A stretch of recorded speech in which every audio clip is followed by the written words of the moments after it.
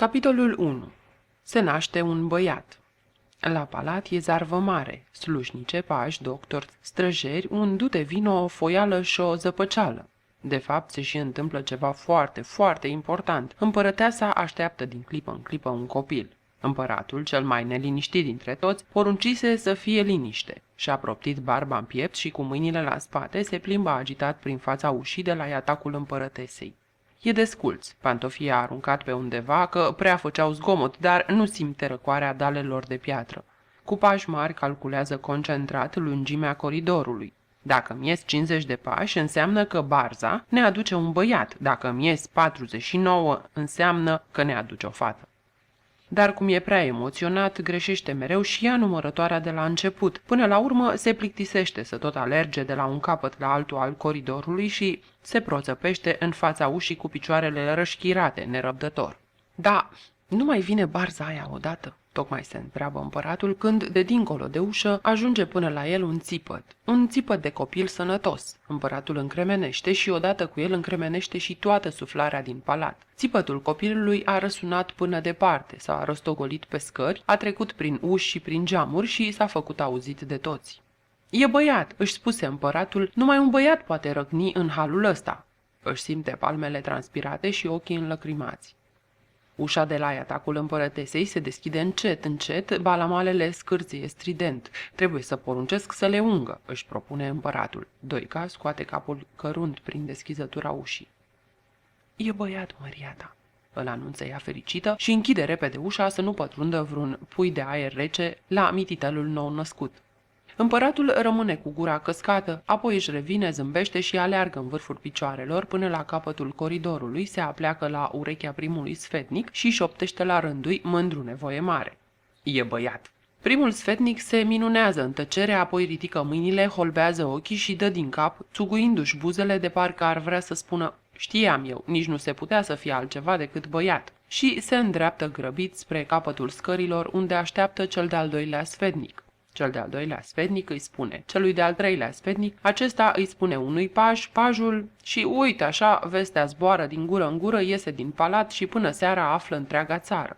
E băiat. În atacul împărătesei intră pe rând, după împărat, sfetnicii. Împărăteasa le face semn să se apropie de leagănul din aur curat care se află în mijlocul încăperii. Doica se apleacă, ridică pruncul și îl arată, prima dată împăratului, pe urmă fiecărui sfetnic. Împăratul pare că a mai crescut dintr-o dată cu câțiva centimetri. Stă drept și simte un nod în gât. Vrea să spună ceva inteligent, dar nu-i vine nimic în minte. În cameră e atâta liniște de s-ar auzi și musca, dar de unde muște?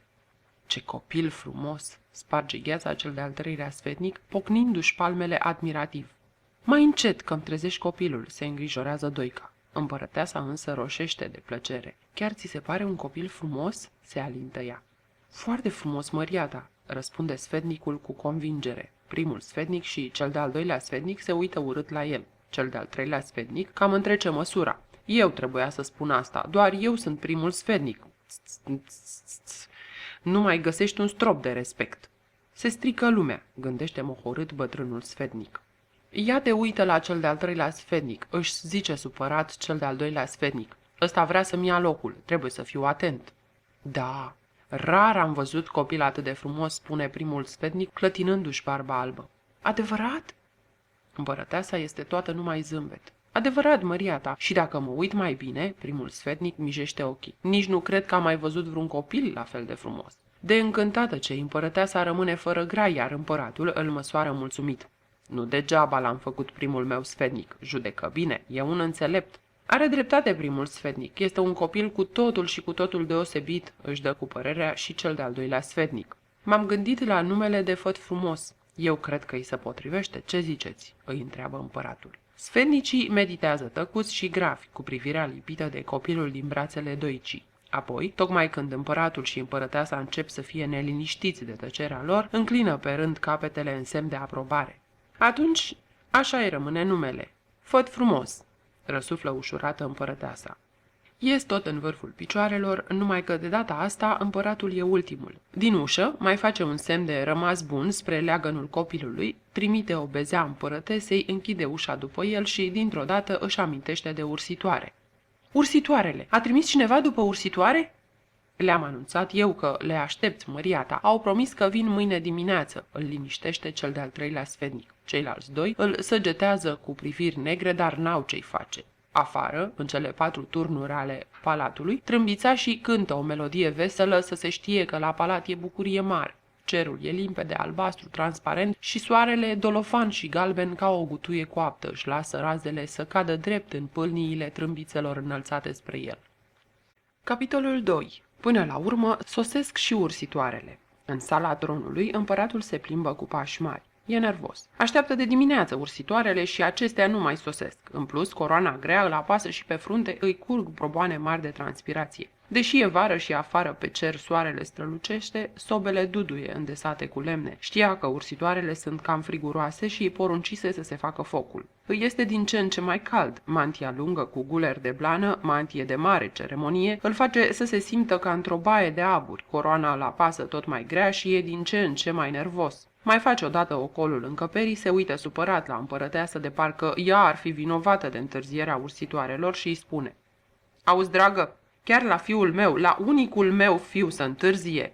Chiar atunci ursitoarele străbat neauzite coridoarele pustii ale palatului. Pustii fiindcă împăratul poruncise să nu se zărească picior de om, căci dacă sunt văzute și de altcineva în afară de părinții copilului, se știe, ursitoarele se supără și pleacă. Aici colo, în spatele ușilor, curioșii stau cu ochii lipiți de gaura cheii, însă nu văd nimic și mai ales nu aud nimic. Ursitoarele au în picioare târlici de lână și pasul le este ușor ca bătaia de aripă a fluturelui. Sunt îmbrăcate cu fuste lungi și călduroase, care le ajung până la călcâie. Pe umeri poartă un cojocel, iar părul cânepiu le este înfășurat în bazmale frumoase cu marginile brodate. Sunt 3 și se numesc Baba Saveta, Baba Aveta și Baba Veta. Baba Saveta este cea mai mare dintre cele 3 surori și cea mai înaltă, deci merge în frunte. Baba Aveta, mijlocia, vine după ea. Ultima e Baba Veta, cea veșnic bine dispusă. Sunt 3 bătrâne cum se cade, dar groaznic de zăpăcite. Întârziaseră din cauza babei Aveta, care își rătăcise ochelarii și, bineînțeles, fără ei nu vedea nimic. Când i-au găsit în sfârșit și erau gata de plecare, Baba Veta și-a adus aminte că pleacă la drum lung și n-are destule caramele de zahăr ars. Dă-i și pune-te pe făcut caramelele.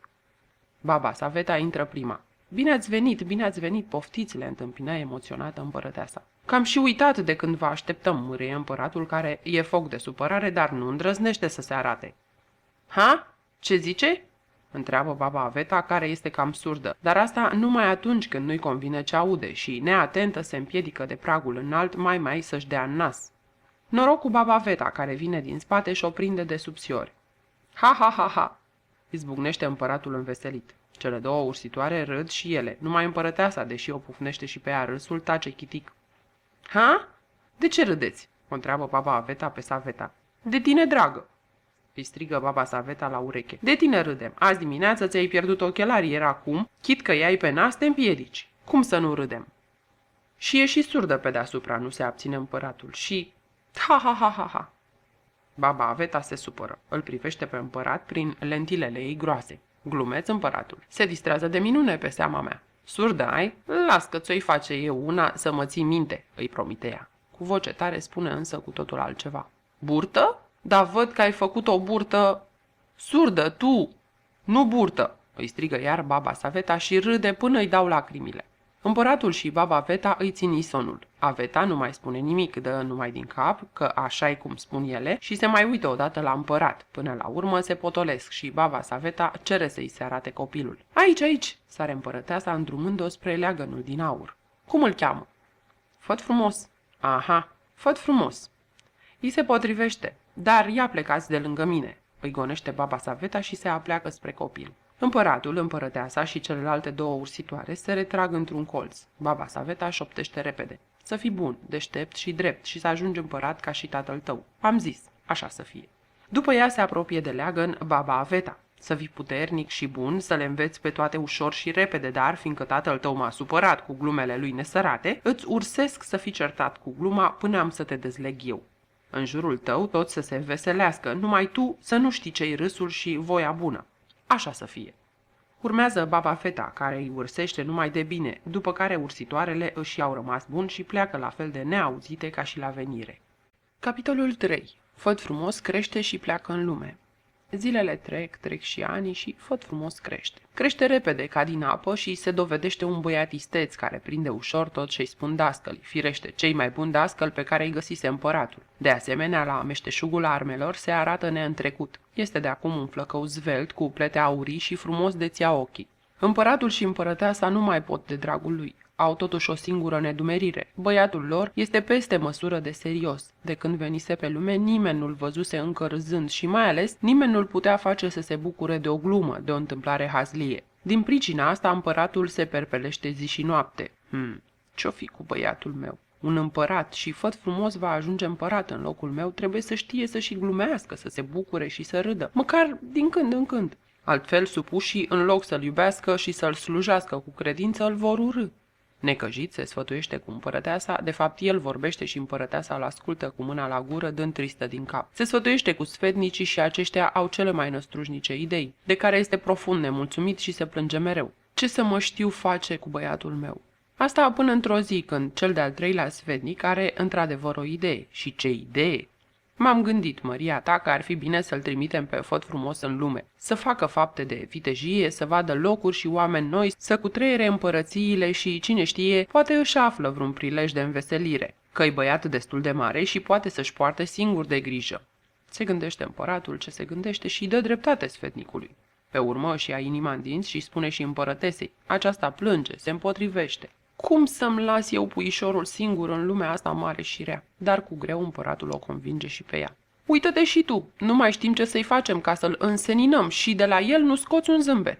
Odată hotărârea luată, împăratul îl cheamă la el pe Făt frumos. Stă țeapăn pe tron cu sceptrul în mână și coroana pe cap, încercând să-și ascundă emoția. La stânga lui, pe un jilț mai mic, împărăteasa, în jurul lor sfetnicii. Făt frumos se închină cuvincios dinaintea împăratului. De ce m-ai chemat, măria ta? Împăratul îl privește pierdut pe gânduri. Oare bine fac trimițându-l în lumea mare? Oricum e singurul meu copil și în loc să-l apăr și să-l feresc de primejdii, eu îl împing spre ele. Da, își revine el. Te-ai făcut băiat mare, dragul meu. Te-am chemat să spun că m-am gândit că ar fi timpul să colinzi și tu puțin lumea, să faci fapte de vitejie, să-i bați pe cei răi și mai vezi tu ce o să faci. Împăratul răsuflă ușurat, ca unul ce și-a pierdut odată o datorie neplăcută și își scoate din buzunar o batistă mare, brodată cu floricele, cu care își tamponează fruntea. Mi-ai ghicit gândul, măriata. Tocmai îmi spuneam că ar trebui să mai văd și eu alte locuri, răspunse Făt frumos. Dacă mi îngăduie măriata, am să pornesc chiar mâine la drum. Îți îngădui, dragul tati, îți îngădui, suspina împăratul înduioșat, iar împărăteasa începe să plângă. Făt frumos se duce și își pregătește calul, armele, se îngrijește de cele trebuincioase, la drum lung și în dimineața următoare, după ce o îmbrățișează pe împărăteasă și sărută mâna tatălui, încalecă, dă pinteni calului și pornește la drum. După ce ai văzut lumea, să te întorci acasă repede, că noi te vom aștepta nerăbdători, îi poruncește din urmă împăratul cu glas tremurător. Împărăteasa, împăratul, sfetnicii și toată curtea îl urmăresc până se pierde în zare. Capitolul 4. Toată lumea fuge, mai puțin Făt frumos și un moș cu o pipă mare. Bate ușor un vânt călduț care îi flutură pletele bogate, soarele îl mângâie cu raze molatece, prin copacii pe lângă care trece păsările cântă. Făt frumos nu-i chiar vesel, fiindcă el nu știe ce-i veselia, dar se simte bine și lui îi e de ajuns. Își îndeamnă calul. Di, căluțule, că avem drum lung în fața noastră. Să știi de la mine că la drum lung nu-i bine să te grăbești, vorba aceea. Încet, dar sigur, îl sfătuiește înțelept calul, care nu mai poftă să o ia la goană n-are. Merg ei ce merg așa, încet, dar sigur, vreo săptămână, când iată într-o zi pe la asfințit, le iese în cale un drumeț. Deși duce în spate un sac cât toate zilele, drumețul aleargă de mama focului. În urma lui, încercând să se țină după el, fuge o femeie cu un copil în brațe. Ajuns în dreptul lui, Făt frumos își oprește calul. Bună ziua, îl salută el pe drumeț. Unde te grăbești așa, om bun? Drumețul îi aruncă o privire scurtă și, fără să se oprească, îl îndeamnă. Fugi, flăcăule, fugi unde vezi cu ochii. Ajunge lângă el și femeia cu copilul în brațe și îi spune și ea printre gâfâituri speriată. Întoarce-te, fugi, fugi! Ce oameni zăluzi, își spune Făt frumos uitându-se mirat după ei. Apoi îi dă din numeri și pleacă mai departe, dar nu merge mult și vede o căruță care vine în goană nebună. În căruță fuseseră aruncate claie peste grămadă haine, scaune și o cușcă în care guița furios un porc. Peste toate acestea, cu fețele albe și ochii măriți de spaimă, stă o mamă cu 3 copii. Tatăl, pe capră, în picioare, biciuiește sălbatic caii. Căruța se zdruncină din toate încheieturile și saltă primejdios prin hârtoapele drumului, de zici că acum se sfarmă. Fugi! Strigă în cor cei din căruță și se pierd într-un nor de praf. După căruță, pe drum apar din ce în ce mai mulți oameni și toți aleargă înspăimântați și îl îndeamnă și pe el să fugă. Mai știi? Probabil că prin părțile astea așa se dă bună ziua, se întreabă mucalit calul. Să fug, fiindcă așa vor ei? Răbufnește în ciudat Făt Frumos. Fugi, fugi! Dar unul nu se oprește să-mi spună de ce ar trebui să fug, iar eu strig ca prostul după ei. Dă el cu lehamite din mână și încearcă să-și facă loc printre fugarii care năvălesc în număr tot mai mare. După vreun ceas, fugarii se răresc, drumul se eliberează, iar Făt Frumos și calul merg acum nestingheriți. Peste puțin timp, după un cod al drumului, întâlnesc un moș. Stă lungit la umbră, cu umerii sprijiniți de trunchiul unui copac și pâcâie liniștit dintr-o lulea mare, veche și urâtă. Bună ziua, moșule! Dumneata nu fugi?" se minunează Făt Frumos. Bună să-ți fie inima, băiete! Am fugit și eu până aici, dar pe drum mi-am spus că la vârsta mea e tot una. Fug ori nu, moartea nu s-o pot păcăli multă vreme, așa că eu m-am oprit să trag o lulea, măcar atât, că pe urmă cine știe când o mai apuc. Moșule, lămurește-mă măcar dumneata. De ce fugiți așa cu toții? De ce vă e frică? Ce s-a întâmplat? Fii bun și spune-mi, se roagă de el Făt Frumos.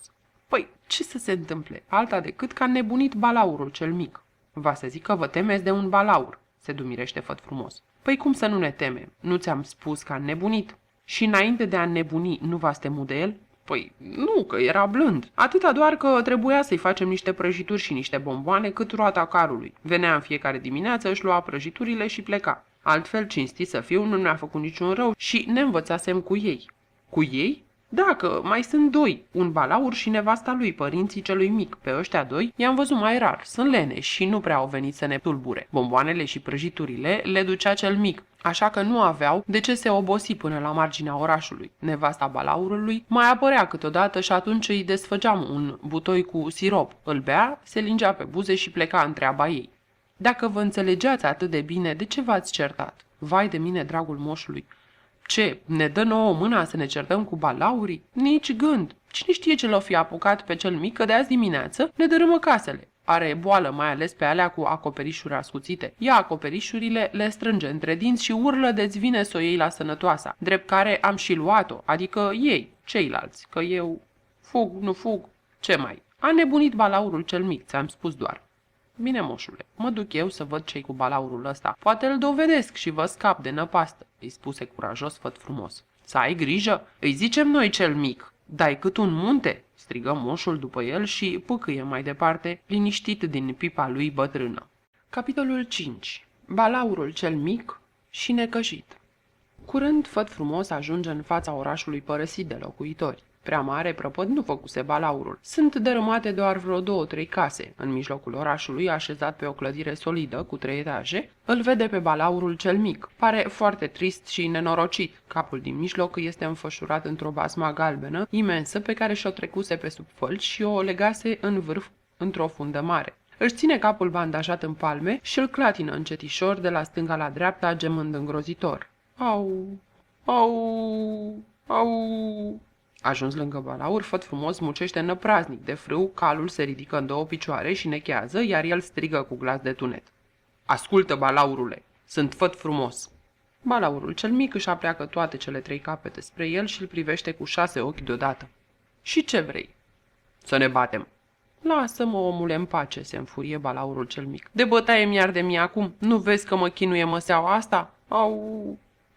Ei, lasă că ți-o scot eu, răspunde jignit Făt Frumos și nici una, nici două învârte buzduganul cu putere deasupra capului și l-aruncă drept în fălcile bandajate ale balaurului. Și atunci se întâmplă ceva de necrezut. După ce buzduganul îl lovește, balaurul cel mic sare ca ars, îl prinde pe Făt Frumos în brațe, îl sărută pe rând cu toate cele 3 capete, cu cel din mijloc îi trage un țoc-țoc, răsunător pe ambii obraji și îi spune entuziasmat. Dragul meu, m-ai salvat, mi-ai scos nenorocita aia de măsea care mă durea.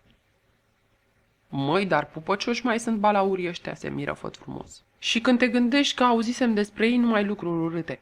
Vrei să fii prietenul meu? Îl întreabă balaurul cel mic, privindu-l cu dragoste. Mă rog, dacă ține apărat, dar cu o condiție, să nu mai strici casele oamenilor, ne-am înțeles? Vorbește cu asprime în glas Făt Frumos. Balaurul cel mic se rușinează. Iartă-mă, eram înnebunit de durere și nu știam ce să fac. Chiar dacă te durea, nu trebuia să... Știu, îmi pare rău, se fâstăcește de tot balaurul cel mic. Bine, ce a fost, măcar de acum să fii cu minte. Habar n-ai tu, făt frumos, ce chin îndurăm noi balaurii cu măselele astea stricate, zice balaurul cel mic, prinzând puțin curaj. Uite, eu, de exemplu, sunt încă mic și nu mi-au crescut toate capetele, dar voi avea vreo 6-7. Îți dai seama ce pacoste e să ai atâția dinți, știi? Dacă n-aș mânca atâtea dulciuri, poate nu mi s-ar strica așa repede dinții, dar tare îmi plac dulciurile și nu mă pot abține, oftează el. Ei, atunci eu mă cam duc, spune Făt frumos. Făt frumos, stai, nu pleca, te rog eu mult. Ce să mai fac pe aici? Îl întrebă Făt frumos. De bătut, nu ne-am bătut. Măseaua ți-am scos-o, prieteni suntem, tocmai fiindcă suntem prieteni, te rog frumos să vii cu mine până acasă, poate îi ajut și pe părinții mei. Au dinții stricați? Au, că și ei, știi, mănâncă multe dulciuri. Nu ne ducem, șoptește spăimos calul. Să fie clar, eu nu merg în râpiul capului. Într-un fel, are dreptate calul, fiindcă asta e o treabă care nu-i la îndemâna oricui, o treabă la care merită să stai pe gânduri. Este el Făt frumos băiat curajos, fără nicio îndoială, însă nici chiar așa să se vâre de bună voie între 3 balauri. Dar balaurul cel mic atâta îl roagă până se învoiește. Îl ia atunci pe Făt frumos într-o mână, ia calul, deși acestuia nu-i place, în cealaltă mână și, ținându-i cu grijă, pleacă împreună cu ei spre casă. Din 2-3 salturi, balaurul cel mic trece peste un munte, apoi coboară într-o propastie enormă, unde 2 balauri înfiorători se încălzesc la ultimele raze ale soarelui. Vai, mâncalașcă frumos mai e, tras în ciocolată. Să stai liniștită, mamă, să nu cumva să-i faci vreun rău, că băiatul ăsta e un dentist nemaipomenit și mi-a scos mai înainte dintele acela care mă durea. L-am adus să vadă și de măselele voastre, își anunță balaurul cel mic părinții și îl mângâie pe Făt frumos pe creștet. El tocmai se uita în sus, căutând cu privirea marginile prăpastiei și se certa în gând pentru nesăbuința lui. Cine m-a pus să vin aici? Aoleu, se sperie nevasta balaurului. Dacă are clește, eu nu mai stau, m-am dus. Mai am ceva treabă. Sare în picioare, gata să o ia la fugă. Balaurul cel mic o prinde de mână și o ține cu greu. Stai, mamă, n-are clește. N-are? Întrebă ea neîncrezătoare, privind îngrozită spre Făt frumos. Atunci cum ți-a scos dintele? Te lovește cu un fel de măciucă mică pe care ți-o aruncă în falcă. Și nu doare? Da, de unde? E așa, ca un bobârnac. Nici nu simți când îți sare dintele afară. Balaurul tată n-a scos o vorbă. Încearcă să pară liniștit și nepăsător, dar de când a aflat că Făt frumos este dentist, l-a cuprins un tremur care îi face cele 7 perechi de dinți să se lovească între ele și de aceea se aude un zgomot de pietre de moară, care se freacă în gol. Clanț, clanț, zgomotul acesta îi dă fior lui Făt frumos. De unde știe el care-i dintele bolnav și unde să lovească? Vrea balaurul tată să cunoască amănunte. Balaurul cel mic rămâne pe gânduri. Ăstuia, dacă se mai gândește mult, cine știe ce-i mai trece prin cap, adică prin capete, își spune Făt frumos, care nu are dorința mai mare în clipa aceea decât să se vadă scăpat dintre urâții de balauri și vorbește răspicat să-l audă toți 3. Mare filozofie, vă faceți un semn pe falcă în dreptul dintelui stricat și eu știu unde să lovesc. Sigur că da, îi dă dreptate balaurul cel mic. Vă însemnez eu cu creta. Și scoate din buzunar o cretă roșie cu care le desenează niște cruciulițe pe obraz. Balaurul tată are 3 dinți stricați, la capul numărul 1, la capul numărul 3 și la capul numărul 7. Nevasta lui 2. De fapt, unul singur e stricat la capul numărul 2, celălalt fiind doar nărăvaș. Deci, crescut urât, îi iese afară printre buze și ea, cochetă, se roagă de Făt frumos să o scape de el. Se face, o asigură binevoitor Făt frumos și în aceeași clipă o pălește cu buzduganul. Poc! Și dintele cade. Poc! Cade și celălalt. Vai, dar nu m-a durut deloc, ce mână de artist ai, se bucură nevasta balaurului. Sunt atât de fericită. Ia de undeva o dita mai oglindă și se admiră. Da, îmi stă mult mai bine. Vine la rând balaurul tată. Lui nu i-a trecut încă spaima, deși s-a mai liniștit totuși cât de cât. Închide ochii și așteaptă loviturile încordat. Făt frumos este plictisit până peste cap de balaur și de măselele lor stricate și îl lovește cu năduf. Poc, poc, poc. Bravo, băiete, îl laudă balaurul tată. Ești grozav. Nu vrei să rămâi la noi? Îți dăm tot ce-ți dorește inima. A, nu, îmi pare rău, refuză Făt frumos. Sunteți foarte amabil, dar eu mă grăbesc și am trecut pe aici numai și numai fiindcă a insistat bunul meu prieten balaurul cel mic. De altfel, peste puțin se întunecă și m-aș întoarce. Da, a întârziat destul din cauza noastră, recunoaște balaurul cel mic și se încruntă la părinții lui, pe care se pare că îi bănuiește de intenții urâte. Haide, Făt frumos, te duc înapoi. Îl prinde iarăși binișor într-o mână pe Făt frumos, în cealaltă ia calul și dintr-un salt ajunge la marginea prăpastiei. Să mai treci pe la noi, îl invită în gura mare nevasta balaurului. Păi sigur, că am mâncat mătrăgună, își spuse în gând furios Făt Frumos și cu voce tare. Neapărat, neapărat. Locuitorii orașului, cărora se vede că le trecuse spaima, se întorseseră între timp și acum îi privesc neliniștiți pe Făt Frumos și pe balaurul cel mic, care se despart ca doi buni prieteni. Rămâi cu bine, prietene, cu bine, îi răspunde Făt Frumos balaurului cel mic, care se pierde repede în întunericul tot mai gros al serii. Bine că am scăpat de voi, se răcorește calul căruia nu i-a trecut încă sperietura. Obosit de peripețiile zilei, Făt Frumos intră în oraș gândindu-se să ceară undeva găzduire peste noapte. Fericiți că îl potolise pe balaurul cel mic, locuitorii orașului se întrec să-l găzduiască și l ospătează cu tot ce au ei mai bun. Capitolul 6. Veselie împărat și fetele lui. A doua zi, dis de dimineață, Făt Frumos pleacă iar la drum. După multe zile și nopți, timp în care întâlnise rareori vreun drumeț, ajunge în țara lui Veselie împărat. De când a călcat hotarele acestei țări, Făt Frumos nu contenește să se minuneze de ceea ce vede în jurul lui. Oamenii anapoda ca ăștia nu cred să mai existe. Toți îmi zâmbesc cu gura până la urechi și din 10 în 10 pași aud cât un hoho de râs. Se vede că altă treabă n-au decât să se hlizească toată ziua la trecători, cugetă el nedumerit. Fiindcă este fiu de împărat, se gândește că se cuvine să-i facă o vizită lui Veselie împărat și se îndreaptă către palatul acestuia. Zidurile palatului sunt vopsite în alb strălucitor și galben cald. Acoperișurile sunt din aur și totul sclipește în soare de-ți ia ochii, iar în aer plutește ceva de nemărginită veselie, de parcă palatul însuși, cu zidurile lui albe și galbene, ar surâde. Veselie împărat este un bătrânel durduliu care are un început de chelie și o bărbuță rară, în formă de țurțure, alcătuită din vreo 7 fire albe, pe care le mângâie neîncetat. Pe buze îi flutură un zâmbet uitat acolo de o veșnicie. Îl primește pe Făt Frumos cu prietenie. Bine ai venit, Făt Frumos, bine ai venit! Ce vânt te aduce prin împărăția mea? Făt Frumos îi povestește cum îl trimisese tatăl lui să vadă lumea și să facă fapte de vitejie și împăratul exclamă admirativ. Înțelept, părinte ai. Îi istorisește apoi și pățania cu balaurul cel mic și Veselie împărat râde în hohote răsunătoare, se lovește cu palmele ei grăsuțe peste pântec și bate cu picioarele lui scurte în scăunelul din lemn prețios pe care și le sprijinise până adineauri. Înțelept, părinte ai, dragul meu, își zice împăratul, după ce își mai trage sufletul. Ai să înveți multe lucruri folositoare din călătoria asta și eu, dacă aș fi avut un băiat, se întristează, dar tristețea îi trece repede, făceam la fel. Cum, măria ta? Cum? Întreabă Făt Frumos. Măria ta n-are copii? Am, cum să n-am, se apără Veselie împărat. 3 am. Numai că sunt toate 3 fete. Băiat nu m-am învrednicit. Dar nu-i nimic că-s frumoase fetele mele și ca să nu zici că le laud degeaba, am să te duc la ele să le cunoști și să le prețuiești singur frumusețea. Bineînțeles după ce te odihnești și schimbi straele. Are dreptate, gândește Făt Frumos, sunt plin de praf și cu hainele cam veștejite. Ca orice pribeag, își zice, nu fără un strop de mândrie. Împăratul bate din palme, pașii slujitori răsar ca din pământ și îl conduc pe musafir zâmbitori, de altfel ca toți oamenii din țara aceea ciudată, spre camera lui. He, frumos este, scaun la cap pare să aibă, fecior de împărat e, poate îl însor cu vreuna din fetele mele. Meditează Veselie împărat, grijuliu ca orice tată cu multe fete. Numai că e cam prea serios, nu l-am văzut niciodată zâmbind și asta nu prea-mi place. Eu sunt Veselie împărat și toată lumea trebuie să fie veselă și fericită în jurul meu. Dar om trăi și-om vedea. Pajii îl conduc pe Făt Frumos într-o încăpere luminoasă, rezervată oaspeților. Într-un colț, un pat mare, care pare și moale. Îi amintește lui Făt Frumos că n-a mai dormit ca lumea de când a plecat de acasă. Dintr-o dată se simte foarte obosit și le cere pajilor să-l ajute să se dezbrace. Apoi se îmbăiază îndelung, curățindu-se de praful adunat pe drumuri. Somnul îl biruie și, curat ca un nou născut, se aruncă în patul care este într-adevăr moale. Adoarme îndată și pajii se retrag în vârful picioarelor. Capitolul 7. Nu te supăra, frate.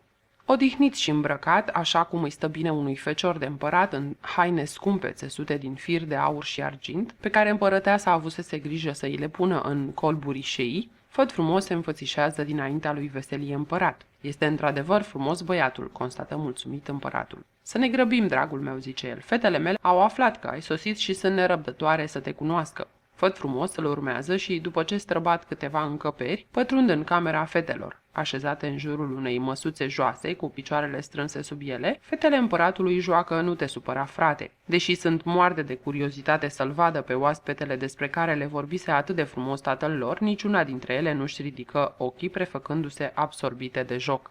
Iată-mi fetele, Făt frumos. Alinda, cea mare, Belinda, mijlocia și Celinda, mezina, le prezintă împăratul cu dragoste în glas. În sfârșit, Alinda, Belinda și Celinda catadixesc să-și înalțe frunțile, aplecate peste tabla de joc și aruncă lui Făt frumos câte o privire fugară, printre pleoapele tremurătoare, împodobite cu gene lungi, care le acoperă repede ochii. Făt frumos se închină adânc în fața lor. Fetele se ridică și îi fac la rândul lor câte o scurtă plecăciune. Ei, ce zici, Făt frumos? Le-am lăudat degeaba? Nu-l slăbește împăratul și le trage cu ochiul fetelor. Acestea chicotesc, se rușinează, dar, de fapt, nu mai pot de plăcere. Făt frumos însă întârzie să-i răspundă împăratului. Nu pentru că n-ar fi într-adevăr frumoase fetele, ci pentru că a rămas aproape fără răsuflare la vederea Celindei, cea mai mică dintre surori. Își dezlipește cu greu ochii de la ea și într-un târziu reușește să îngaime. O, nu, măriata, ai avut dreptate, sunt neasemuit de frumoase. Aha, face cu satisfacție veselie împărat, căruia nu-i scăpase tulburarea flăcăului. Să știi că i-a picat cu tronc fata mea cea mică, își spuse el. Dacă nu mă înșel, și sper să nu mă înșel, și el îi este pe plac Celindei.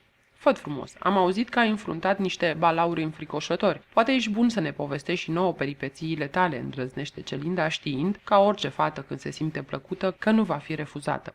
Da, da, hai, povestește-ne, ba din palme celelalte două surori. Fetelor le-a pierit dintr-o dată sfiiciune la curtea tatălui lor, unde toți sunt fericiți și unde se petrece rar ceva deosebit. O întâlnire cu balaurii este pentru ele o întâmplare extraordinară și chiar dacă le este numai povestită, o asemenea poveste nu poate fi decât binevenită. Zilele încep să treacă repede pentru Făt frumos. Se simte bine, în felul lui grav și serios, în mijlocul celor trei surori. Fetele îl înconjoară cu prietenie, îl amețesc cu sporovăiala lor, iar Celinda, de fiecare dată când o vede, inima îi bate tot mai tare, drept care Făt frumos se gândește să o ceară de nevastă lui Veselie împărat. O singură amărăciune are. Când joacă Nu te supăra, frate, și joacă des, fiindcă fetelor le place jocul, Alinda, Belinda și Celinda îi dau cele mai năstrușnice pedepse. Să cânte cu gurigu, să stea într-un picior, să se dea peste cap. Pe el, care nu știe ce-i gluma, care nu știe să râdă și să se bucure, pedepsele lor îl umilesc. De dragul Celindei, de care e îndrăgostit până peste sprâncene, se străduiește să-și îndeplinească pedepsele, dar, nenorocire, cu toată bunăvoința arătată pentru ochii Celindei, într-o zi, când surorile îi cer să imite broasca, Făt frumos nu mai îndură și se revoltă. Ajunge! Eu sunt oștean și m-am săturat să fac pe măscăriciul. Am pierdut la joc, e adevărat, dar dacă vreți să-mi dați o pedeapsă, dați-mi una demnă de un oștean. Fetele se privesc uimite. Ce-i cu tine, Făt frumos? Îl întreabă Alinda. Doar astea sunt pedepsele care se dau întotdeauna. Nu știu, se poate, însă mie să nu mai cereți să mă prostesc, se încăpățânează el bosunflat. Înfuriate, Alinda, Belinda și Celinda se adună într-un colț să se sfătuiască. Trebuie să-i dăm o pedeapsă grea care să-i taie cheful de a mai face pe grozavul, șoptește Alinda. Ai dreptate, încuvințează surorile ei. Se întorc peste câteva minute cu fețe radioase. Ți-am găsit o pedeapsă care îți va face cinste. Ai să înfrunți un zmeu, îl anunță fetele. Asta da, se înviorează Făt frumos. Zmeul ăsta, zice Belinda, s-a așezat de vreo 10 ani la marginea dinspre miază noaptea a împărăției noastre. Nimeni nu știe ce face zmeul acolo, fiindcă nimeni n-a îndrăznit să-l tulbure. Tot ce am aflat este că are o grădină cu trandafiri minunați care nu se ofilesc niciodată. Vara, iarna, trandafirii rămân la fel de proaspeți. Așa povestesc cei care au îndrăznit să arunce de departe o privire spre casa zmeului. Tot de la ei știm că e foarte urât, mare și nemaipomenit de rău. Acum să te vedem. Ai vrut o pedeapsă pentru un viteaz, fii viteaz și adune fiecăreia cât un trandafir, îl provoacă Alinda. Ca să iei trandafirii, va trebui să-l înfrunți pe zmeu și, dacă nu te simți în stare, să știi că noi te iertăm, îl încearcă mezina Celinda. Asta e acum. Cum să nu se ducă? Doar el ceruse o pedeapsă bărbătească. Plec îndată într-acolo. Numai să-mi iau rămas bun de la Veselie împărat, să-i mulțumesc pentru ospeție și Mai am eu o vorbă cu împăratul, zice el privind-o drept în ochi pe Celinda, care roșește bănuind despre ce poate fi vorba. Fetele au amuțit copleșite de admirație. Iată un adevărat viteaz, își spun ele, și încep să regrete că i-au dat o pedeapsă atât de grea. Chiar atunci apare și Veselie împărat. Vine să vadă ce-i mai fac copilele. Este ca totdeauna vesel și fredonează o melodie. Ce mai faceți, copii? Dar ce-i cu mutrele astea plouate? S-a întâmplat ceva? Întreabă el bănuitor. Mai nimic, măria ta, numai că eu trebuie să plec. Unde să pleci? De ce să pleci? Se răstește împăratul la Făt Frumos, dintr-o dată enervat, simțind că îi se prăbușește planul cu măritișul. Noi suntem de vină, măria ta. I-am dat o pedeapsă grea, să ne aducă fiecăreia cât un trandafir din grădina zmeului, îl lămurește Alinda. Veselie împărat se lasă moale într-un jilț. Are o mutră năucă caragioasă, de parcă ar fi primit o lovitură drept în moalele capului. Îl trimiteți la zmeul acela îngrozitor? Copile fără minte ce sunteți! Măria ta, îngenunchează Făt Frumos înainte de a pleca, vreau să-ți cer mâna Celindei, mezina ta. Dacă mă întorc cu trandafirii... Așa da, dragul meu, se bucură împăratul. Și zici că vrei să te însori cu ea după ce te întorci? Știi ce, Făt Frumos? Eu cred că n-are niciun rost să te mai duci până acolo, la zmeul acela îngrozitor. Brrr! Se scutură el, de parcă îl trece un fior, că nu se știe dacă te mai întorci. Mai bine rămâi aici. Tragem o nuntă de pomină. Nu, măria ta, îl întrerupse Făt Frumos. Trebuie să mă duc, asta-i pedeapsa și am să o îndeplinesc. Atunci se resemnează împăratul. Nu ne mai rămâne decât să te așteptăm. Poate te întorci totuși. Dar am uitat să o întrebăm pe Celinda. Ia-ți, fata mea, te învoiești să-l iei de bărbat? Dacă da, spune-i tu că n-are rost să se mai ducă la zmeul acela. Brrr. Poate pe tine te ascultă, își îndeamnă el copila, nădăjduind că ea îl va opri pe Făt Frumos. Celinda e ascunsă în spatele surorilor ei. Îmbujorată, fustăcită, scoate capul de după umărul Belindei. Măria ta, eu l-aș lua de bărbat, dar... Dar ce? Dar prei posac și n-are niciun haz. De asta i-am dat și o pedeapsă atât de grea, fiindcă de celelalte s-a rușinat. Cam are dreptate Celinda, am observat și eu că nu prea-i vesel, își spune împăratul. Deci nu vrei să te măriți cu el. Ba da, măria ta, mă mărit cu el, dar numai dacă îmi spune o glumă de care să râd în hohote. Cât despre zmeu, continuă Celinda cu ochii în pământ. Ce să mai vorbim? I-am spus deja, dacă se răzgândește, noi nu ne supărăm, nu-i așa, fetelor? Cere ea ajutorul surorilor ei. Acestea dau din cap. Însemn că-i așa cum a spus Celinda. Dacă ține într-adevăr la mine și sunt dragă, vorbește iar Celinda cu glas mic, mai mult un firicel de glas, din care abia se înțelege ce vrea să spună. Îl sfătuiesc pe Făt Frumos să o caute pe mătușa Glumă. Poate l-ajută ea cumva. Fiindcă are ochii înlăcrimați, căci nu i-a fost ușor să spună ce a spus și obrajii purpurii se ascunde iar repede în spatele surorilor ei. Făt Frumos tace înnegurat. Cuvintele Celindei l-au rănit și îl dor. Prea bine, Celinda, am să-l înfrunt pe zmeu și apoi, de dragul tău, am să o găsesc și pe mătușa Glumă, șoptește el trist. Veselie împărat a amuțit. Tot planul lui de a-i uni pe cei doi tineri s-a risipit dintr-o dată, de parcă nici n-ar fi fost, cel puțin așa crede el. Deznădăjduit se uită pe rând când la Făt Frumos, când la Celinda și nu știe ce să mai facă. Nu se așteptase la așa ceva și îi pare rău de flăcău. Capitolul 8. Aflăm o poveste despre izvorul izvoarelor. Cu inima întristată, părăsește Făt Frumos palatul lui Veselie împărat. Se gândește la Celinda. Zmeul ca zmeul, mă descurc eu cumva cu el. Dar de unde fac eu rost de o glumă bună? De fiecare dată când gândurile îi ajung aici, Făt Frumos se simte cel mai nenorocit și năpăstuit om din lume. Dar dacă tot a promis să o caute pe mătușa Glumă, este hotărât să o găsească. Firește, după ce va lua trandafiri. Are de străbătut cale lungă și nu-și cruță puterile. Ținând-o neabătut spre miază noapte, străbate întinsa împărăția lui Veselie împărat. Trece prin sate și orașe cu oameni veseli și zâmbitori care îi dau găzduire și de alegurii cu voie bună. Însă, pe cum se apropie de marginea țării, satele se împuținează și de la o vreme nu mai întâlnește pe nimeni în calea lui. Ostenit ajunge într-o zi pe malul unui râu lat și adânc. Locul pare pustiu. Pod peste apă, nici urmă. Ce-i, flăcăule? Vrei să treci pe malul celălalt? Aude el o vorbă venind de sub coama unei sălci. Se apropie și dă cu ochii de un moșneguț. Întins în iarbă, la umbra sălcilor, acesta îl măsoară curios. E numai un pic mai înalt decât un pitic, are ochii mici, jucăuși, o barbă țepoasă nerasă de multe zile și haine ponosite și murdare. Vrei să treci dincolo? Întreabă din nou bătrânelul. Ai ghicit, moșule, și nu știi cum. Spune drept. Așa-i că m-am tot uitat, dar nu văd nici pod, nimic. Nici o grijă, te trece moșul, dar parale ai? Se îngrijorează el dintr-o dată. Că dacă n-ai, să fii sănătos. Am, numai să mă duci dumneata pe malul celălalt și te-o răsplăti din belșug, îl asigură Făt frumos. Bine, dacă ai parale, e bine, își freacă moșul mulțumit mâinile. Dar cum facem? Cu ce vrei să mă treci apa? Are moșul luntre. E mai încolo, la o aruncătură de băț, unde e apa mai liniștită și nu mai bună pentru drumul cu luntrea. Încape și calul? Încape, sigur că încape. Cât ai zice pește, v-am și dus dincolo. Adică nu chiar așa de repede, ca să avem timp să-ți spună moșul și o poveste. Stai numai să-mi iau vâslele. Caută în iarbă într-un loc anume și ia 2 vâsle de 3 ori mai mari decât el, pe care le poartă cu greutate pe umăr. Și unde zici că mergi, flăcăule?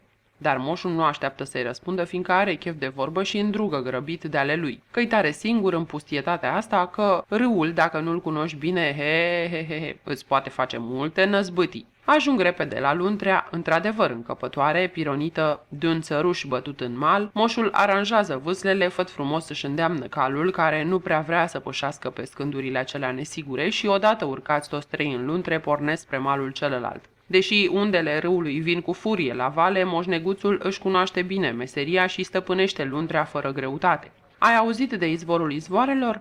N-ai auzit. Nu-i nimică, spune moșul. Trage de la vâsle, cârmește luntrea cu pricepere și sporovăiește cu nemăsurată plăcere. Au fost odată 3 broscuțe țestoase, una mare, una mijlocie și una mică. Erau surori broscuțele și una era mai deșteaptă decât cealaltă. Cât era ziua de lungă, se jucau frumos împreună, dar într-o bună zi au isprăvit toate jocurile și n-au mai avut ce face, fiindcă începuseră să se plictisească, s-au strâns toate 3 și au ținut sfat. E rău, suratelor, a zis cea mare, că uite, ne-am jucat de-a toate jocurile și acum nu mai avem ce face.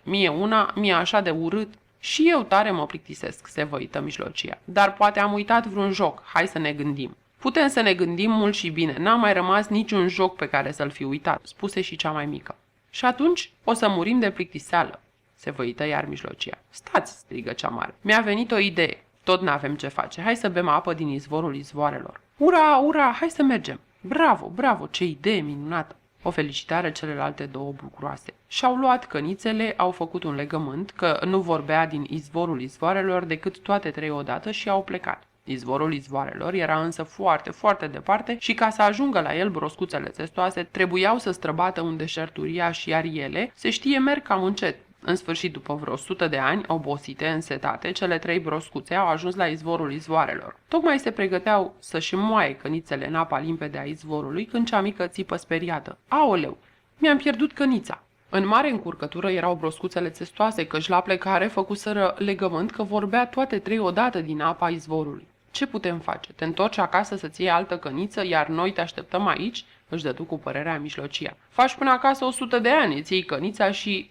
până aici mai faci 100, în total 200 de ani. Hai du-te, noi te așteptăm, spuse cea mare. Broscuța cea mică plecă. Trecuseră 100 de ani de când cele 2 broscuțe își așteptau surioara. Acum sora noastră a ajuns acasă și a luat o căniță și pornește înapoi, spuse una dintre ele. Da, să mai așteptăm. Mai trecură 90 de ani și cele 2 broscuțe nu mai puteau de sete. La câțiva pași de ele izvorul își arăta zglobiu undele. Știi ce? Propuse cea mare. Hai să bem un strop de apă. Surioara noastră nu are de unde să știe. Și când vine, bem și cu ea, fu de acord cealaltă. Zis și făcut. Se grăbiră spre izvor și fericite, tocmai își duceau cănițele la gură când, de după o stâncă, se auzi o voce subțirică. Dacă-i pe așa, suratelor, să știți că eu nici nu mai plec.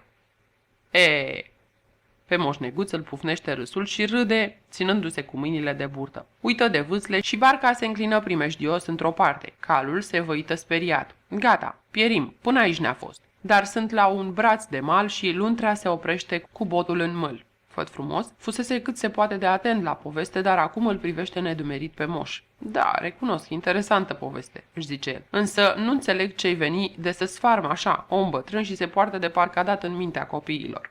Ți-a plăcut? Bună glumă, nu? Da, foarte bună. Îți mulțumesc că m-ai trecut râul, cât îți datorez, moșule. Moșneguțul a devenit dintr-o dată serios, aproape trist. Vezi tu, flăcăule, zice el, eu nu primesc niciodată bani de la drumeții cărora nu le plac glumele mele. Dă din cap necăjit, apoi cu o mișcare iute împinge luntrea de la mal. Tu nu știi să râzi, băiete, și-i mare păcat de tinerețea ta, strigă moșneguțul supărat și se îndepărtă repede, vâslind cu năduf. Uf! Simt că nu mai pot, murmură Făt frumos cu dinții încleștați. Nu-i unul cu care să schimb 3 vorbe, că și începe. De ce nu râzi? De ce nu râzi? De ce nu râzi? Unde-i zmeul ăla? Se termină odată cu el, ca să o pot căuta pe mătușa glumă, că nu mai îndur. Capitolul 9. Zmeul. Dorința îi se îndeplinește lui Făt Frumos mai repede decât credea. După 2 zile de mers întins, găsește casa zmeului. Se vede de departe, fiindcă e așezată pe vârful unui deal. Este o casă obișnuită, nu prea mare, cu un gărduleț de șipci care înconjoară curtea și grădina cu minunații trandafiri ai zmeului. Când ajunge mai aproape, îl vede și pe zmeu, o huidumă de om negricios cu părul vâlvoi. Trebăluiește ceva la rădăcina unei flori și concentrat n-aude că se apropie cineva. Pe trunchiul unui măr ce crescuse chiar lângă portiță fusese bătută în cuie o pancardă mare pe care se pot citi următoarele. Aici locuiesc eu, zmeul. Sunt foarte, foarte rău. Să nu fiu deranjat, altfel... Deloc impresionat de cele citite, Făt Frumos descalecă și intră în curte. Bună ziua, salută el când ajunge lângă zmeu. Surprins, zmeul tresare și răspunde aproape fără să vrea la salut. Bună zi... Dar ce cauți aici, mătăluță? N-ai văzut ce scrie pe pancardă? Am văzut. Am venit să ne batem. De ce să ne batem noi doi? Holbează ochii zmeul. Fiindcă ești rău, de aia.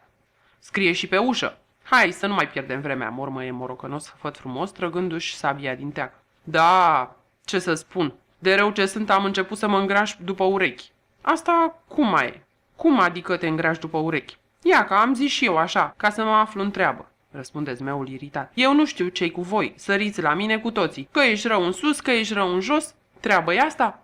Și când colo eu, vezi bine, sunt o persoană cât se poate de liniștită. Ba, mai mult, m-ați băgat și în toate poveștile, personaj negativ. Ție nu ți-a spus doi ca povești cu zmei? Ba da, mi-a spus. Zmeul era, bineînțeles, cel mai rău, nu? Era. Vezi, se poate? Mă bârfiți pe degeaba. E adevărat, în tinerețe am făcut și eu câte o năzbâtie, de ce să mint? Aha, recunoști, exclamă cu satisfacție de Făt Frumos. Ei da, recunosc, ce să fac, oftează zmeul. Dar a fost de mult și dacă ne gândim bine, am furat și eu câteva prințese năzuroase și râzgâiate, dar să știi de la mine că a fost spre binele lor. Cu ocazia asta au învățat și ele puțină gospodărie. Acasă, în palatele lor, și așa nu le punea nimeni să miște un pai. Ar fi trebuit să-mi fie recunoscătoare, nu să mă vorbească de rău și să umple lumea cu temiri ce despre mine. Ele ca ele, dar feții frumoși care le iubeau trebuiau să-mi fie recunoscători. Ți-ai găsit. Și pe mine mă cheamă tot Făt Frumos. Îl întrerupse flăcăul, ușor intimidat de vorbăria zmeului. Ce să mai vorbim? Puteam să jur. Nu știu cum se face, dar am avut întotdeauna necazuri cu băieții care purtau numele ăsta. Hai, spune cinstit, Făt Frumos. Ce ai cu mine? De ce vrei să ne batem? Ca să-ți pot lua 3 trandafiri, se zice că ții la ei ca la ochii din cap. Și Făt Frumos îl lămurește ce și cum, într-un cuvânt îi povestește toată tărășenia cu fetele împăratului. Zmeul îl ascultă binevoitor și la sfârșit îl bate prietenește pe umăr. Pentru atâta lucru să ne certăm, e adevărat că îmi iubesc tare mult florile, dar tu mi-ești simpatic și-ți dăruiesc cei 3 trandafiri. Alegeți, îl îndeamnă generos zmeul. Făt Frumos și alege 3 trandafiri și le retează tulpinile cu sabia. Îți mulțumesc, zmeule. N-ai pentru ce. Un singur lucru te rog în schimb. Promitem că nu vei spune niciodată nimănui cum ai primit trandafirii. Dacă te întreabă cineva cum ai reușit să iei, să le povestești că ne-am luptat 5 zile și 5 nopți și n-a câștigat niciunul dintre noi. Atunci, fiindcă ai fost un viteaz și la fel de puternic ca și mine, eu ți-am dăruit trandafirii în semn de prețuire. Promiți? Promit, dar de ce? Altfel, dacă nu le spui povestea asta, se va zice că m-ai înfrânt și îmi stric reputația. Oricum, nu pot îngădui să las lumea să vorbească vrute și nevrute. Fără povestea cu lupta noastră, mă voi trezi aici cu tot soiul de neisprăviți, care or să vrea și ei trandafiri și eu nu vreau asta. Vreau să fiu lăsat în pace, să-mi pot crește florile netulburat. M-am cam săturat de lupte și sunt, ca să zic așa, un zmeu în retragere. Înțelegi acum de ce te-am rugat să-mi promiți? Înțeleg, să n-ai nicio grijă, voi face întocmai cum m-ai învățat cu cei care mă vor întreba. Am știut eu că ești un băiat bun, zice zmeul și îl invită pe Făt Frumos în casă. După ce îl ospătează cum se cuvine, zmeul pe care l-au năpădit amintirile istorisește întâmplări hazlii din zbuciumata lui viață, povestește cu însuflețire, dar oaspetele, deși ascultă atent, nu zâmbește nici măcar o dată, dar mite să râdă. Și zmeul se simte jignit. Ascultă, Făt Frumos, nu-ți plac poveștile mele? Dimpotrivă, îmi plac foarte mult.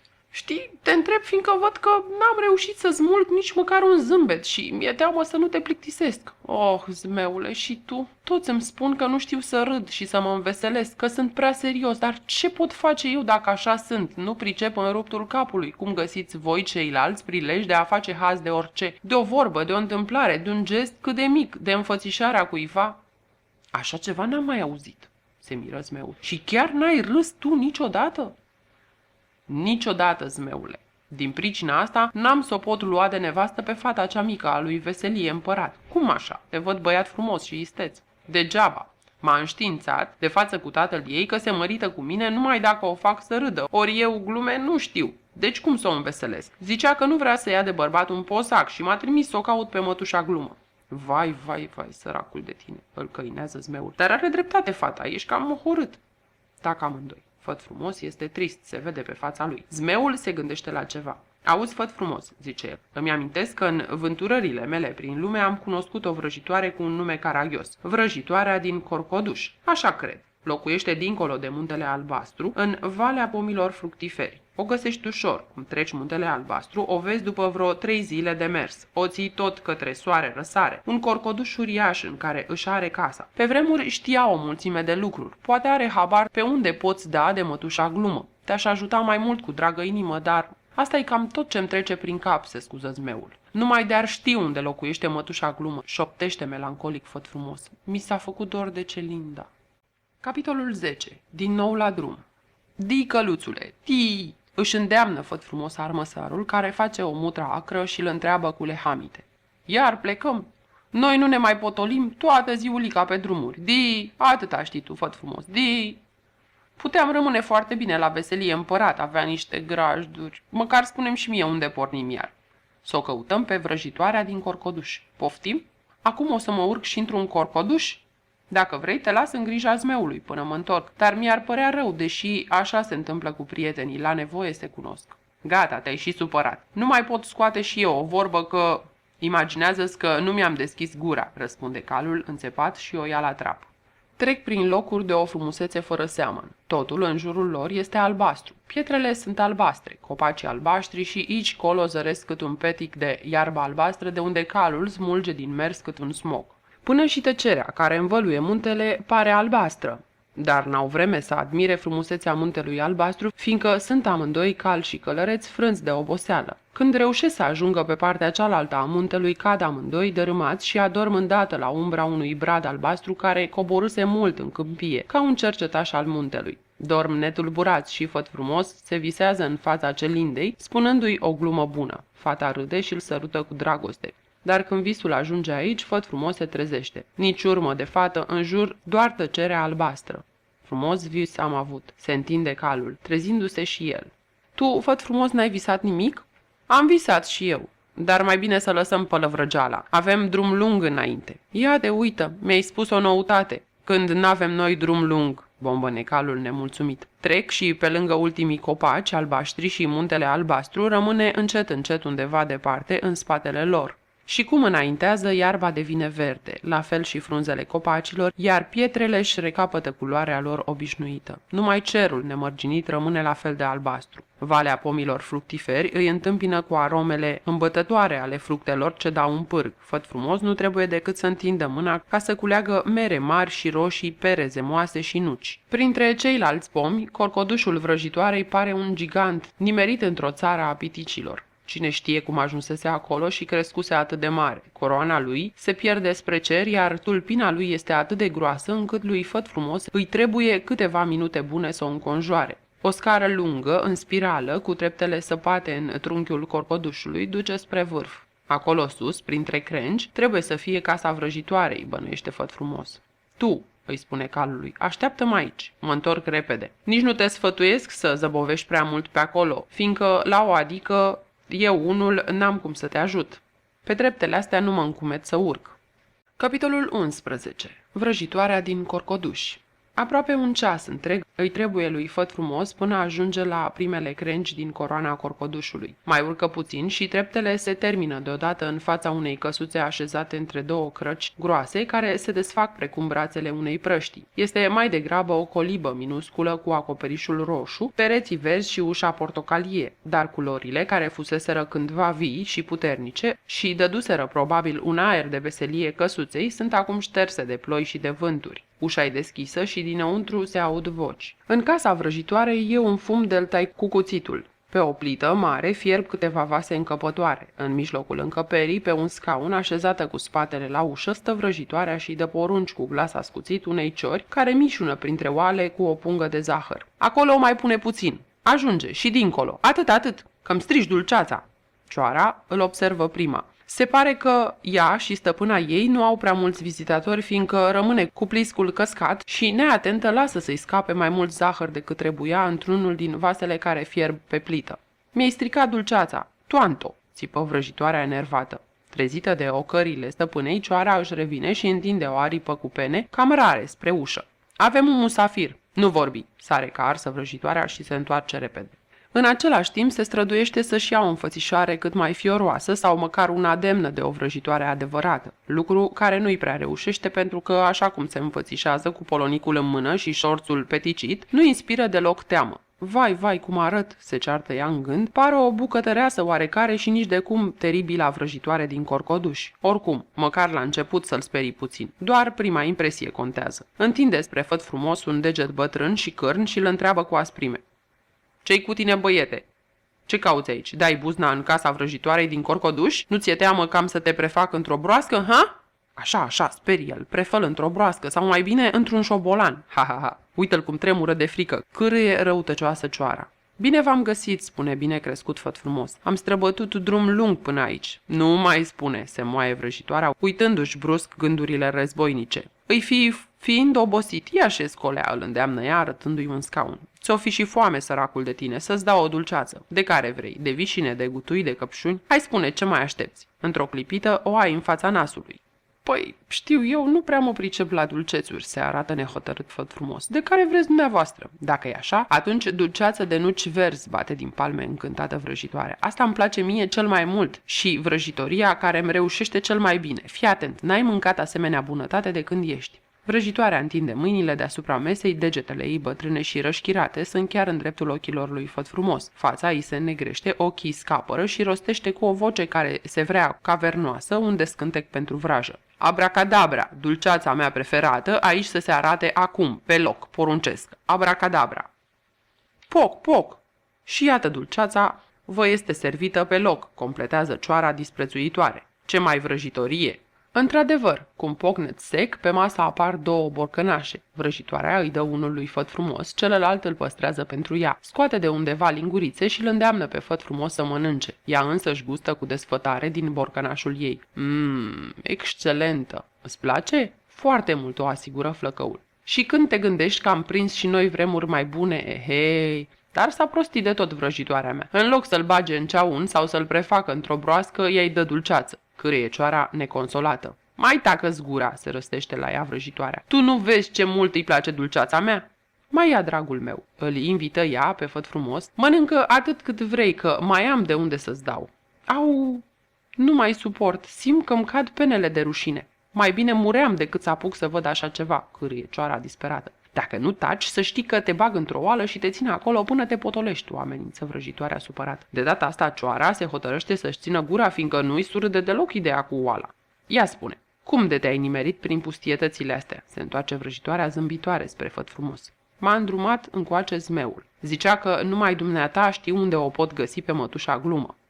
Și Făt Frumos se apucă și povestește toată povestea cu fata lui Veselie Împărat. Acum, după ce-am luat trandafirii, mai trebuie doar să o găsesc pe mătușa Glumă. Ei, bat-o s-o bată de bătrânețe, oftează vrăjitoarea cu nesfârșită tristețe în glas. Da, am știut eu cândva unde locuia mătușa Glumă, numai că am uitat. Vezi tu, Făt Frumos, zice ea stânjenită. Eu sunt atât de bătrână încât am uitat până și vrăjile cele mai ușoare, cele mai simple. Mai știu să fac o singură vrajă, cea cu dulcețurile pe care ai văzut-o. Și până și vraja asta n-am mai rostit-o de 100 de ani. Trebuie să-ți mărturisesc, adineauri, când am poruncit dulceață de nuci verzi, mi-a fost teamă că nu o să-mi reușească. Așa că nu te mira că nu țin minte unde locuiește mătușa Glumă. Îmi pare rău pentru tine. Și eu acum ce mă fac? Întreabă deznădăjduit Flăcăul. Îmi pusesem atâtea speranțe în dumneata. Vrăjitoarea își desface mâinile neputincioasă. De rușine ce este, privește cu încăpățânare podeaua. Stai așa, exclamă ea bucuroasă. Poate și amintește cioara mea. Ea a avut întotdeauna o memorie foarte bună. Ia zi și tu. O îndeamnă pe cioară unde poate fi găsită mătușa Glumă. Cioara are ochii plini de lacrimi și tocmai și șterge cu un colț de șorț. Pe ea, fiind o cioară simțitoare, poveștile de dragoste au tulburat-o de când se știe. Și la cele triste cum este cea a lui Făt Frumos plânge întotdeauna. Dacă la început nu-l suferise pe Flăcău, acum, după ce a ascultat povestea, s-a topit de mila lui și îl compătimește din tot sufletul. Bietul de tine, ce rău îmi pare, dar nici eu nu mai țin minte unde stă mătușa Glumă. O, bietul de tine, și izbucnește într-un plâns cu sughițuri. M-am ramulit de tot. Dacă nici ea nu știe, zice dezamăgită vrăjitoarea, înseamnă că n-ai noroc. Vezi bine, noi două nu te putem ajuta. Făt Frumos, care își pierduse orice speranță, se ridică să-și ia rămas bun de la vrăjitoare și de la cioară. Eu mă duc. Vă mulțumesc. N-ai pentru ce? N-ai pentru ce, se grăbesc să-l asigure ele mâhnite. Cu cioara pe umăr, vrăjitoarea îl conduce pe Făt Frumos până la poalele corcodușului. Bine că ai venit, răsuflă ușurat calul. Am crezut că ai pățit cine știe ce și tocmai mă pregăteam să vin sus după tine, zice el și se încruntă la vrăjitoare. Ia, nu mai fă pe grozavul, îl bruftuluiește în șoaptă cioara, care s-a mutat dintr-un salt de pe umărul vrăjitoarei pe capul lui. Caragiosule, tu nu vezi ce necăjit e Făt Frumos? Da ce-i? I-ați făcut ceva? Întreabă intimidat calul. Nu, doar atât că n-am putut să-l ajutăm. Aha, înțeleg.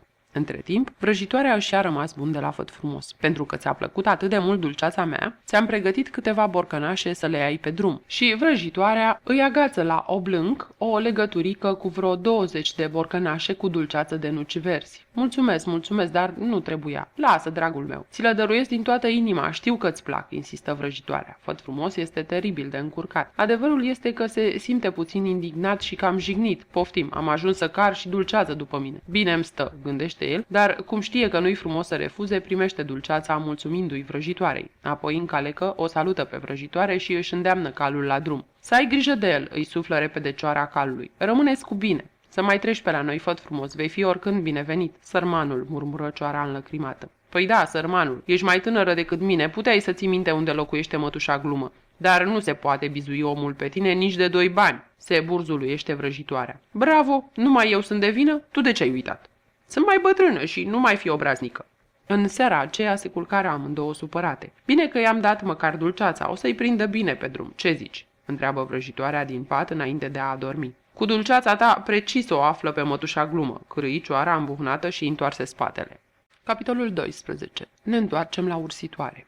Așezate în jurul mesei, ursitoarele joacă piticot. Tocmai au început o partidă nouă și baba Aveta speră din tot sufletul să câștige, fiindcă de vreo 2 ore pierde într-una. Câștigă pe rând surorile ei, când baba Saveta, când baba Veta. Parcă e un făcut și de fiecare dată când pierde, surorile îi cer, nici mai mult, nici mai puțin, să-l dezlege pe Făt Frumos de ursirea ei. Ea însă nu se învoiește în ruptul capului. Poate mă învoiesc dacă mă bateți la jocul următor, zice prefăcută și speră în sinea ei să câștige ea. Să-l dezlege pe Făt Frumos nici nu-i trece prin minte. I-a mursit să fie certat cu gluma, așa rămâne, își spune răutăcioasă. Este foarte concentrată la joc și teribil de nervoasă. De altfel, de enervare, mâna cu care aruncă zarul pe masă îi tremură destul de tare, deși ea încearcă să se stăpânească din toate puterile ca să nu-și lase surorile să-i vadă supărarea. Zarul se rostogolește și se oprește la 3. Tiu, n-am niciun pic de noroc astăzi, își zice baba Aveta furioasă. I-ar fi trebuit un 1 ca să intre în joc. Baba Saveta are 1 de la prima mână și începe jocul. Imediat după ea dă cu zarul, tot 1 și baba Aveta. Ah, iar pierd, își mușcă buzele baba Aveta și aruncă zarul cu inima strânsă. Victorie, 1! Are voie să joace și pune piticul de lemn cu satisfacție pe linia de plecare. Dacă-mi iese un 6, le ajung, calculează ea repede. Surorile ei se privesc îngrijorate, se înțeleseseră să o bată la piticot pe încăpățânata de Aveta până aveau să o facă să-l dezlege pe Făt Frumos. Jocul continuă încordat. Baba Aveta dă tot mai bine cu zarul și se distanțează. Mai are puțin și câștigă. Dacă îi reușește un 5, al ei este jocul. S-a mai înseninat la față, iar prin lentilele ochelarilor privirea îi strălucește încrezătoare. Zarul se rostogolește și nenorocire. 2. Piticul de lemn al babei Aveta cade în prăpastie. Ei, ce să faci? Se mai întâmplă. Iar te-am bătut, îi spune bine dispusă baba Veta. Păi sigur, Vetei îi dă mâna să se hlizească. Of, ce ghinion am, să nu-ți vină să mori, se jelește pe tăcute baba Veta. Sper că măcar acum ai să te ții de cuvânt, spune cealaltă soră Saveta. Ce cuvânt? Nu ai promis că-l dezlegi pe făt frumos dacă te batem? N-am promis, nu mi-amintesc. Poate dacă mă bateți și data viitoare, murmăie baba Veta, ferindu-se să se uite în ochii lor. Își face de lucru cu ochelarii, suflă preocupată peste lentile, le șterge atentă cu poala rochiei și pe urmă, când termină cu ochelarii, își freacă supărată nasul. Să-ți fie rușine, răbufnește Saveta. De mai bine de 2 ceasuri ne tot duci cu vorba. Păi așa ne-a fost înțelegerea. Nu pricep cum nu ți-a trecut supărarea după atâția ani, se miră baba Veta. Ha? Ce zici? Strigă baba Veta, ducându-și mâna pâlnie la ureche dintr-o dată surdă. Supărarea? Tu?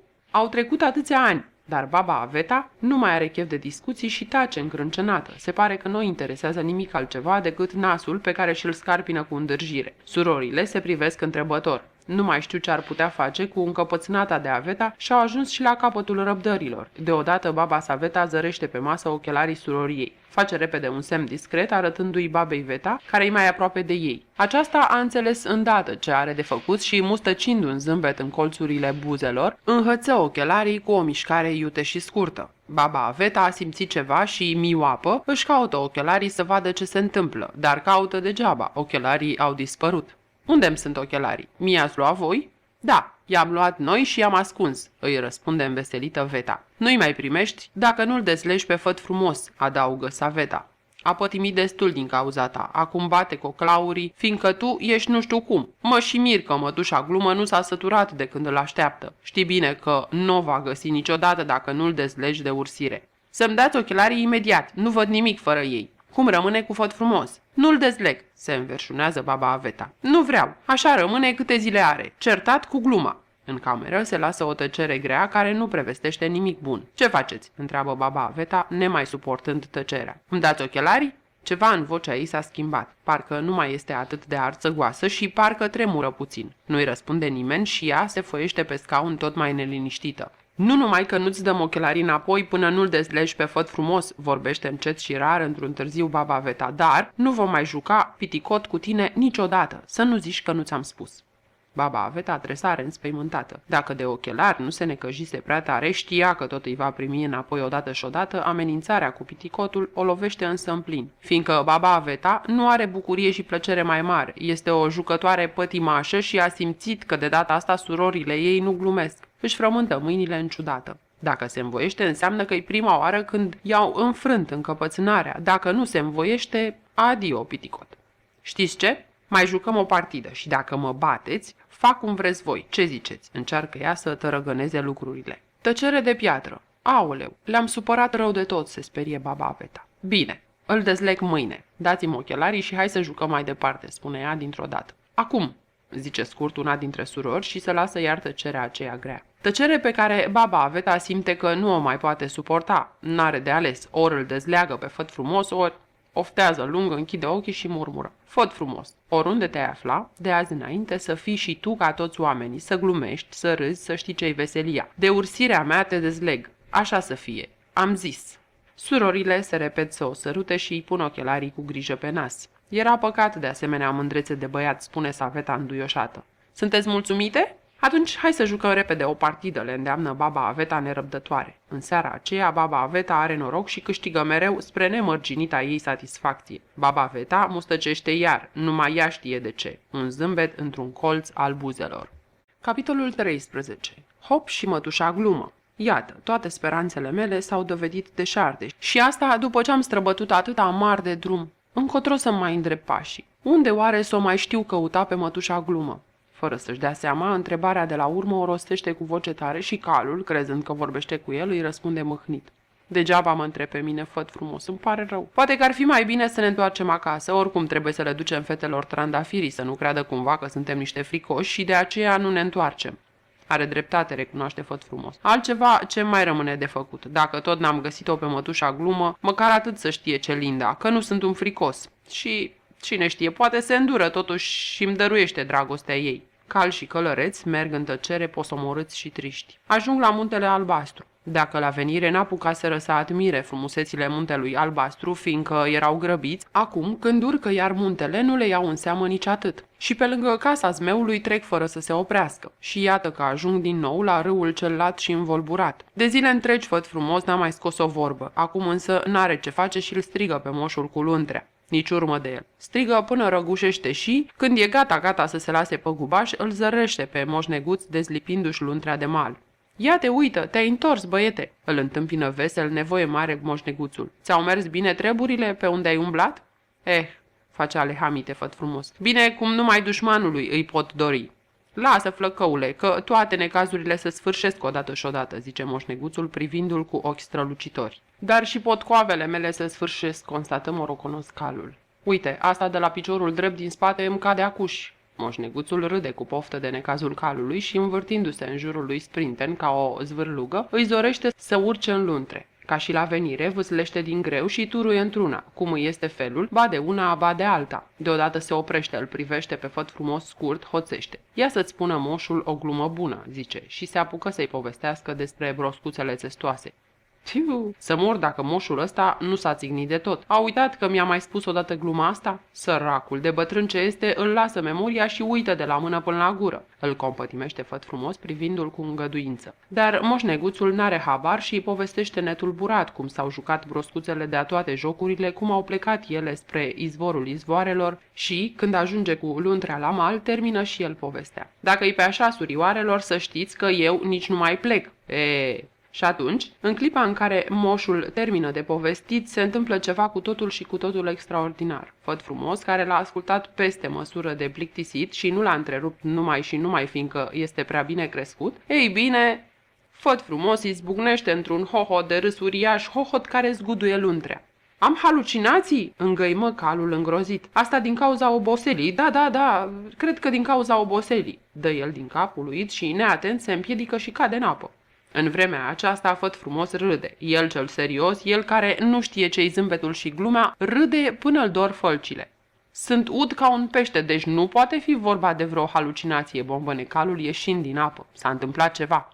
Bată-te norocul să te bată, Făt Frumos, că de mulți ani aștept eu ziua aceasta, strigă bucuros Moș Neguțul și îl îmbrățișează cu drag. Cum așa, se miră Făt Frumos, după ce se mai liniștește? Ce așteptai, moșule? Să te aud râzând, băiete, așa cum te-am auzit acum. Eu sunt mătușa glumă. Dumneata? Totuși am halucinații. Hotărât lucru sunt bolnav, suspină calul. Măi, dar neîncrezători mai sunteți, zice moșul amuzat. Bate din palme și cât ai clipi, de 2-3 ori se preface într-o mătușică grăsuță care seamănă bine cu moșneagul de adineauri. Acum mă credeți? Sărumâna mătușă glumă, se dezmeticește flăcăul și, îngenunchind, îi sărută dreapta. De mult te caut, mătușă, îmi pierdusem orice nădejde. Și eu te aștept de mult, Făt Frumos.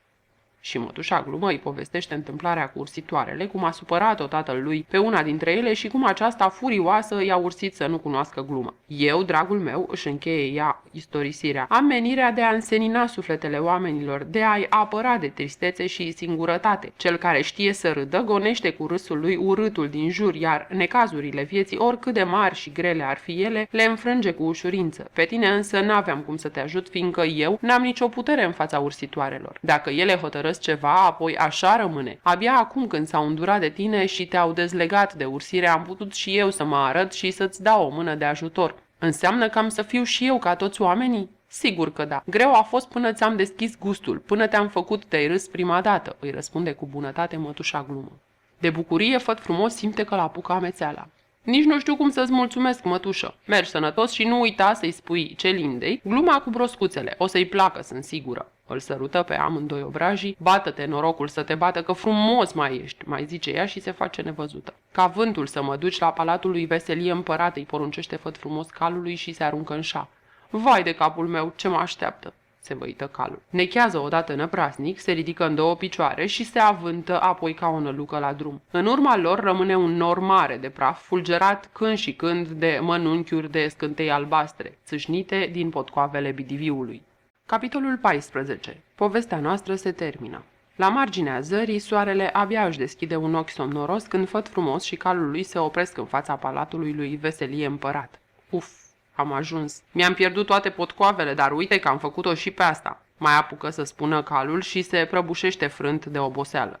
Sărmanul este atât de dărâmat încât adorme pe loc, dar și stăpânul lui abia se mai ține pe picioare și se clatină la fiecare pas. Din creștet până în vârful cizmelor este acoperit de un strat gros de praf, încât ochii abia îi se mai văd. Cei 3 trandafiri pe care îi ține în mână par cenușii din pricina colbului. Câțiva străjeri se repet să-l ajute, dar el îi îndepărtează arătând spre cal. Aveți grijă de el.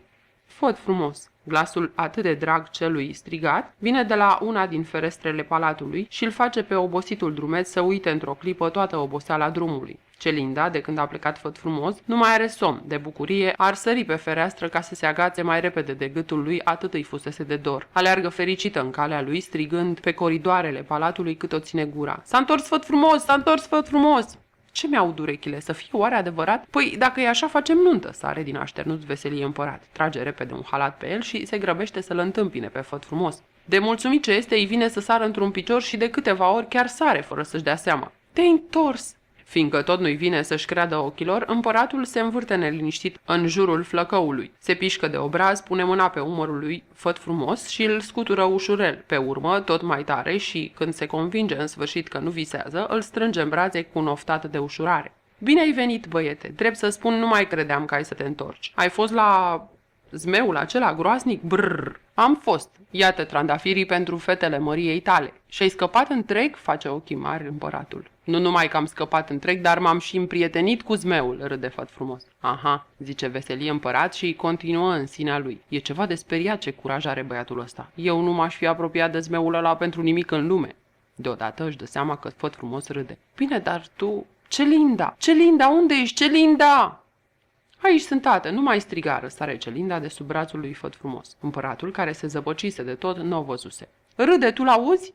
O întrebă el agitat pe fată. Îl aud, tată, ce te miri? A găsit-o pe mătușa glumă, zâmbește ea bucuroasă. Înseamnă că-l iei de bărbat? Dacă mai vrea, roșește Celinda. Veșmintele din fir de aur sclipesc în soare. Nestematele ce împodobesc părul fetelor aruncă fulgere în toate culorile curcubăului. Zorne trufași pintenii de la cismele împăraților și prinților ce pășesc încântați de ei ca niște cocoși. Slugile aleargă nebunite, pajii conduc musafirii, iar bucătarii se dau de ceasul morții. Caii nechează nărăvași, mușcând zăbalele de argint și trăsurile trag la scară legănându-se pe arcuri moi și descarcă mereu alți musafiri. E nuntă la palatul lui Veselie Împărat și ce nuntă! Au sosit întâmpinați cu mare alai împăratul și împărăteasa părinții lui Făt frumos, stau acum în capul mesei alături de Veselie Împărat și îl sorb din priviri pe feciorul lor. Dar și mireasa le place. Celinda este atât de frumoasă încât, spre deosebire de prințesele care o înconjoară, n-are nevoie de nicio podoabă. Una singură și pentru ea este cea mai de preț podoabă din lume, trandafirul adus de Făt frumos din grădina zmeului. A venit într-un suflet și vrăjitoarea din Corcoduș, îngrijorată că nu sunt destule dulciuri la nuntă și a umplut palatul cu borcane de toate mărimile. Noroc cu prietena ei, Cioara, care a oprit-o exasperată. Gata, ajunge! Sau îți închipui că în următorii 10 ani în palatul acesta se va mânca numai dulceață.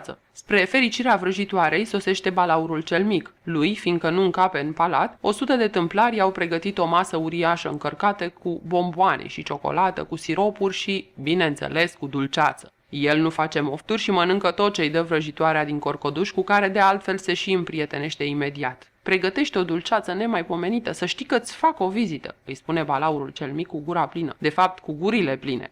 Da, numai tu ne lipseai în Corcoduș, croncă Necioara, ironică, și pleacă la grajduri să stea la taclale cu calul. Pe la miezul nopții, când nunta e întoi și oaspeților le lucesc ochii de atâta vin vechi și bun, apare și zmeul, care își face o intrare aproape ca în vremurile lui bune. Adică își aruncă înainte buzduganul, un buzdugan greu cântărind cam cât un bivol care lovește porțile palatului și le azvârle în lături cu un bubuit grozav, de lăstă mesenilor mâncarea în gât și îi face să se privească înfricoșați. Și abia pe urmă se arată și el, dita mai huiduma, negricios și cu părul vâlvoi. Se înclină în fața Celindei. Ești într-adevăr frumoasă și acum înțeleg eu de ce a cutezat Făt frumos să mă înfrunte, zice el și îi dăruiește un buchet de trandafiri cu leși din grădina lui. Când se apleacă să-l îmbrățișeze pe Făt frumos, se strâmbă de parcă-l doare ceva. Ce-i cu tine, zmeule? Nu te simți bine?" se îngrijorează Făt frumos. Da, de unde? Mă simt cât se poate de bine, numai că mi-am cam pierdut antrenamentul la aruncatul buzduganului și am făcut puțină febră musculară. Nu l-am mai folosit din tinerețe.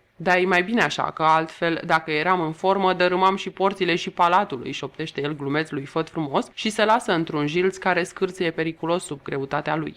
Măi, ce băiat am, se minunează împăratul după ce își revine cât de cât, fiindcă trăsese o spaimă de toată frumusețea și o privește mândru pe împărăteasă. Inspirat ca totdeauna, cel de-al treilea sfetnic care stă în spatele jilțului împărătesc se apleacă la urechea lui. Trebuie să ai curaj, nu glumă, ca să izbutești să-ți faci asemenea prieteni și feciorul măriei tale nu se poate plânge că i-ar lipsi curajul. A moștenit de la măria ta cu duiumul. Da, ce-i drept e drept. Numai de la mine putea moșteni atâta curaj.